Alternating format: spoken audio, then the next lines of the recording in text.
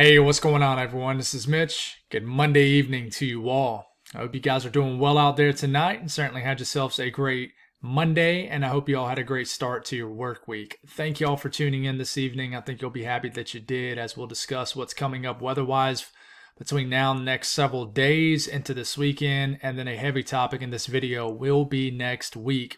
I've been kind of teasing at it, been mentioning it quite often over the last, I would say, several videos that I think something could potentially happen Thanksgiving week. Is it going to be in the eastern U.S., the western U.S.? Well, my confidence is really starting to grow on at least what portion of the country could see some sort of high-end storm system. Am I talking about a severe weather outbreak? I don't think so. Am I talking about a blizzard? I don't think so. But I think something is going to happen Thanksgiving week. Is just trying to figure out what. I do think that behind this storm system, we could get a blast of below average temperatures. Am I going to say Arctic air? Absolutely not. But a lot of this information that I'm going to talk about in this video, especially talking about next week, remember, folks, that's on out in front of us, right? I mean, that's a good 7, 8, 9 days. Okay, 7 days from us is next Monday, obviously. But a lot of people will be traveling a little bit closer to Thanksgiving. So we don't have the details yet. So am I going to know, is there going to be a snowstorm at your house? I'm not going to be able to answer those questions. But maybe here by the time we get into this weekend, I will have you guys a lot more detailed information for your specific area. So we're going to break down what we do know. This is going to be a heavy topic over the next few evening videos. I will probably have a little bit more evening content than I normally do. So we're going to figure this one out for you folks. So if you folks have not subscribed, certainly consider doing that. Like the video if you like, and if you guys got anything that I can pray about or pray over, as always, please put it in the comments below so I can pray over it and so others can do so too. So what's going on right now? We got some beneficial rains falling along the Gulf states, the Gulf Coast states, the southern half of Louisiana, some rain falling in extreme southern sections of Mississippi, Alabama, even some rain falling in the panhandle of Florida. We need this light to moderate rain falling in the heart of Texas. And then have some flakes flying around. Someone said that on social media that you had some accumulating snow even in central Massachusetts. So it's interesting seeing this flying around. We kind of expected this, but I do think some folks are overachieving out there. Let me know what you're seeing in and around the Boston area if you're tuning in, or just anywhere in southern New England or in the New England area in general. I would love to know what's falling out there.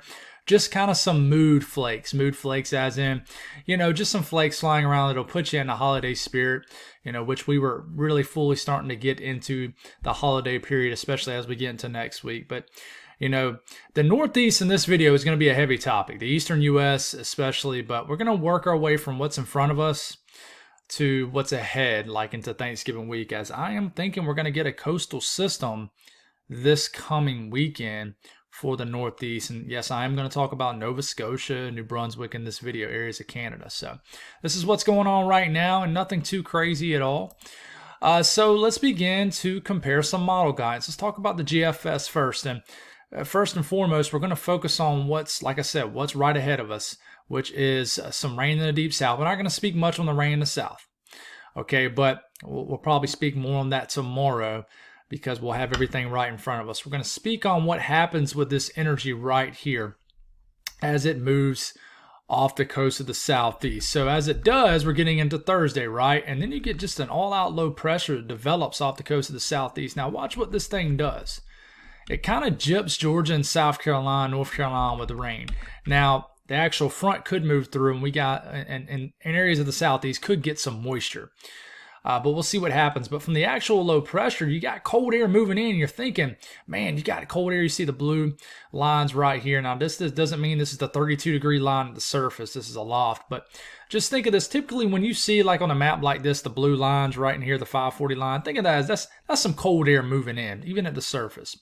But you got a 980 based off the GFS, a 980 millibar low pressure storm, trying to connect with some cold air, but it's still pretty much a warm system, but it brings some heavy precipitation this weekend. Saturday, what is it going to be, Saturday morning, Saturday evening, brings a big time coastal low, a sub 980 coastal low right into Maine and areas of New Brunswick. So some backside cold air could turn some of this precipitation late Saturday evening into snow. It's very possible. And then some cold air behind it gets the lake effect snow machine going off potentially all the Great Lakes. We'll speak more on that as we get closer. It's a little bit of a wild card, but I do think we'll get a nice shot of cold air for the Great Lakes and the northeast region after this system pulls away. So that's what the GFS shows. Okay, what about the European? How does it show this system developing? Well, same thing. You got a lot of moisture. Wednesday morning, we still got a lot of moisture just off the coast and along the coastline of the Gulf Coast, southern Alabama, the Panhandle, Florida, starting to leave areas of Mississippi. This will bring some moderate to heavy rains across areas of Florida. This could bring a good bit of beneficial rain to the state of Florida. You know, I've been hearing a lot, and it even shows it on the drought monitor. You know, areas in and around the Tampa Bay region are experiencing a pretty severe drought. So we can use this rain. So we're hoping that these rains move into the west coast of Florida especially, and I think they will. How much rain are we going to see? I like to fine tune that probably into tomorrow. We'll speak more on that because there's still some differences with this low pressure. But as we're getting into Thursday afternoon, this low pressure starts to develop off the coast of the southeast. As you can tell, look, the blue lines are coming down. Shot of cold air moving in. Even some northern stream energy ongoing in Canada. Snow flying around. Low pressure begins to develop. Now, it is trending a little bit more towards the GFS with a stronger system right here. But you got some backside cold air. Still a lot of rain that could fall sometime Saturday and a Sunday into the northeast. And then this thing really starts to deepen right here, and this is when you can get some backside snow. So I want to show you guys a broader picture of this, and then we're going to get a little bit closer for you folks. So, and speaking again a little bit closer, here we are. As you can tell, this moves in right here. Stronger storm system, right?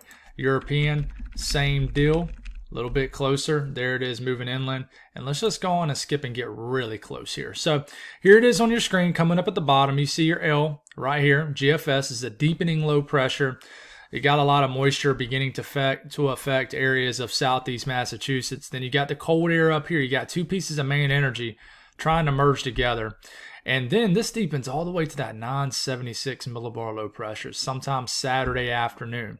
So you're getting a lot of heavy wind-driven rain getting brought into the coastal regions of Maine, the down east areas of Maine, and even western Nova Scotia, and getting some strong winds. This system starts to plow into the down east areas of Maine, the actual center of the low pressure. Then it starts to move into the New Brunswick region and affects you folks up here also. So this could be a high impact storm system for you guys. We're going to start to fine tune those details as we get a little bit closer, but we're going to talk about winds and stuff here in a second too. But there's that backside cold air, right? Turning some of that moisture on the west side of this low pressure to snow. I think there's the potential for somewhere in eastern Canada to get a big time winter storm from this. And there is the potential for areas of northern, like the interior sections of New England, to get some heavy snow from this too. And really the European really loves that idea. Like here it comes right here, low pressure. Bringing a lot of wind-driven rain for extreme eastern and southeastern sections of Massachusetts. Brings this right into areas of Maine, just like the GFS does. Not quite as strong as the GFS, a 988 millibar low pressure, and it's also just a little bit further west than the GFS. But then it, excuse me, but then it ticks towards more of the GFS. But check out this backside snow, guys. This is heavy, heavy wet snow falling in western and northwestern and northern sections of Maine. Okay, this could add up in several inches of snow if something like this was to happen.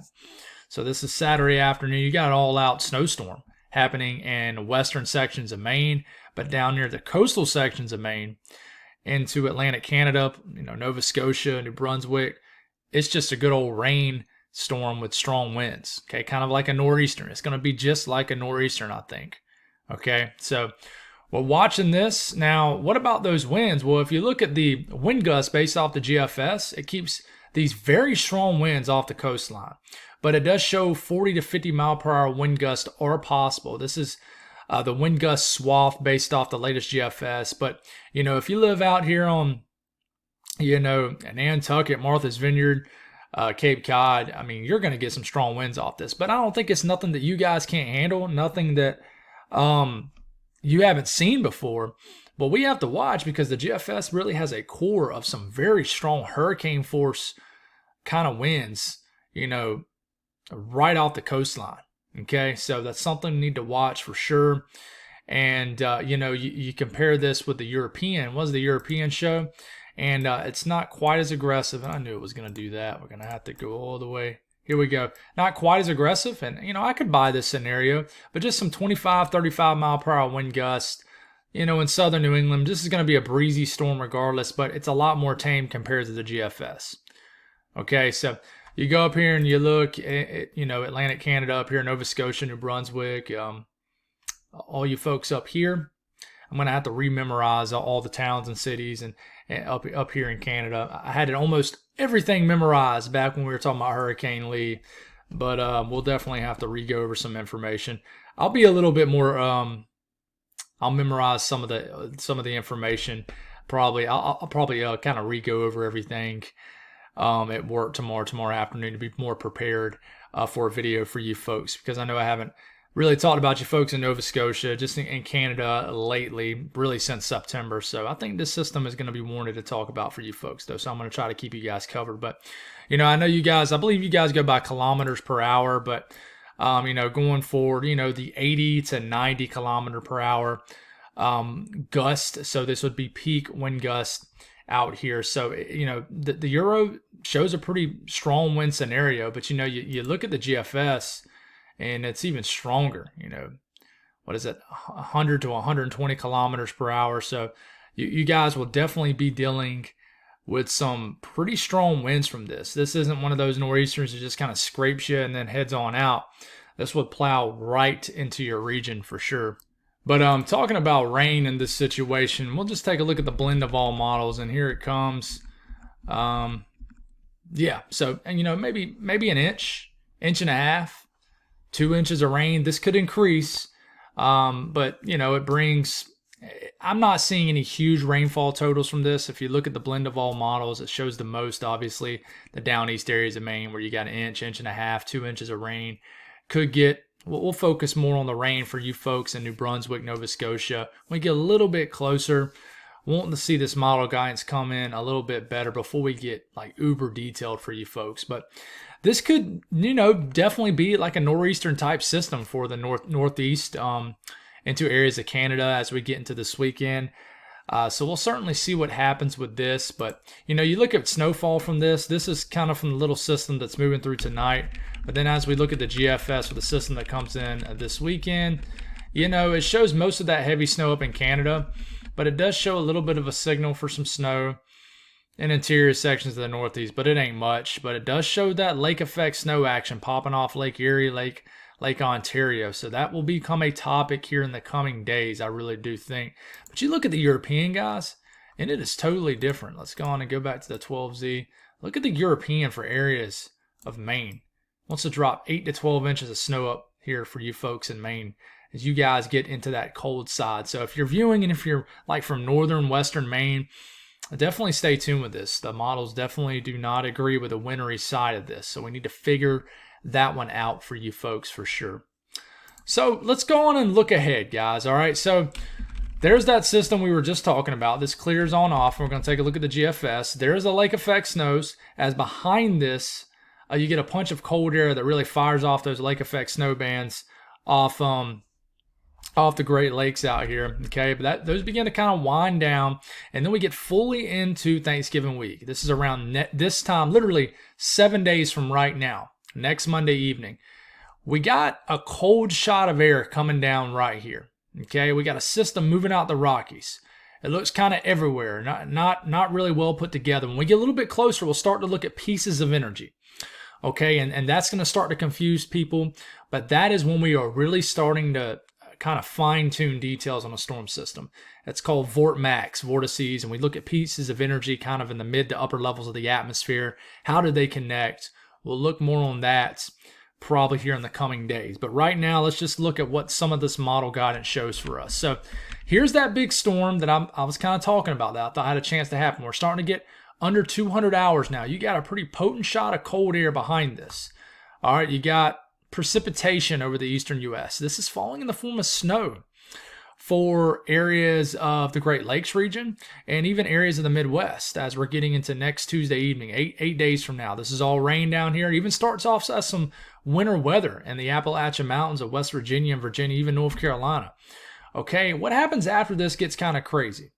All right, this is all just rain down here for the southeast. All right, but it has rain changing to snow for all the apps, so the backside of the apps. I'm talking about, as far south as eastern Tennessee. And the GFS was showing a scenario like this a few days back. It's kind of back to showing it. We got a pretty strong upper trough that swings into the central to eastern portion of the country with a pretty strong low pressure up here with enough cold air for this to be all snow. So this would bring a hefty snow event Thanksgiving Eve. Well, kind of Thanksgiving Eve, if you will, Tuesday into Wednesday. And then watch what happens. We get a pretty strong low pressure right over the northeast next Wednesday evening. Cold air following it. And you get a big-time inland nor'easter crusher or a big-time inland northeast storm with a lot of inland heavy snow. And then a cold rain, wind-driven rain for the I-95 corridor. A lot of back-end snow behind us, a lot of back-end energy flying over the Great Lakes region. Okay, and this really cranks up the lake effect snow bands for Thanksgiving. So this is something we need to watch, guys. This would be an impactful storm system, no doubt, with a cold shot of air that would follow it. Okay, and we're not going to get what happens after that because we need to figure out if the models are going to start to zoom into this storm system. And I can tell you the European shows something too, guys. Okay, we get that one system out of the way this weekend. Here it is. There's our next system. This is next Monday evening. Same deal. Got a lot of moisture over the middle of the country. Not a lot of cold air because the cold air is still dropping down out of Canada into the lower 48. But you definitely could get some front range snow in Denver. You got to watch for that. But then as we're getting into the 21st, Tuesday, there's your moisture to the south. There's your cold air to the north. Okay, and we're going to get some kind of northern energy. This is a big shot of cold air trying to connect with a good bit of moisture next Wednesday morning right here. And there it is. You look in Pennsylvania, you're starting to see this connect to some snow, and there's that low pressure. That's a more of a favorable track. But are you getting this cold air that catches up with it? So this is next Wednesday evening. What is that, 9 days from now? And wants to show some sort of system for the Northeast also. And when I say Northeast, I mean you're getting a lot of rain too. And rain is impactful weather too. If you're traveling, driving, this could be a big time rainstorm. Much needed rain for the deep south. So if you're driving east, you're driving west, you're gonna drive through something more than likely if you're traveling Monday through Wednesday across the central and eastern portion of the country, especially the eastern portion. Okay, this moves in, and this is as far out as the Euro goes. Sorry I'm scratching my nose so much. I don't know. My nose just starts itching these days when I make videos, so I'm not sure why. So if it's distracting you guys, I do apologize. But, this is a pretty big cold shot of air behind this on the Euro too. Okay? So one of the best things you can look at here, and I really should be showing you guys this first and then showing you everything I just showed you. But the blues, think of that as low pressure. The orange you see on your screen, that's high pressure. Think of blues is typically associated with cooler than average temperatures. Now, that doesn't always reflect the surface, but in general, the blues typically have a cold front associated with it. We call that a trough of low pressure. Low pressure. When you have some kind of low pressure, you're probably dealing with some kind of storm system. Upper trough, yeah. Don't want to confuse you too much. The orange is ridging, typically associated with calmer sinking air and just kind of stagnant air and just above average temperatures. Now, sometimes you can have these cut off pieces of blue down here, and we just call this a cut off low. Just kind of piece of energy to the southwest here. And if you look at the GFS ensemble, this is our quick cold shot behind this coastal system that we talked about in the beginning of the video. So this is a quick digging upper trough, associated cold front. This will probably bring a chilly weekend, or at least a chilly second half of the weekend into early next week for areas of the east. And then we might have a brief warm up, and then here it is. the blue shows up again over the eastern U.S. This screams storm system and cooler air to me.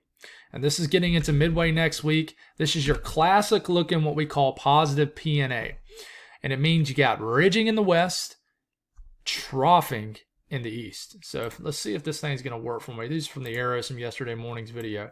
All right, it's going to work. Cool. So you got a ridge out west and then a digging jet to the east. So you're going to get some type of storm system somewhere.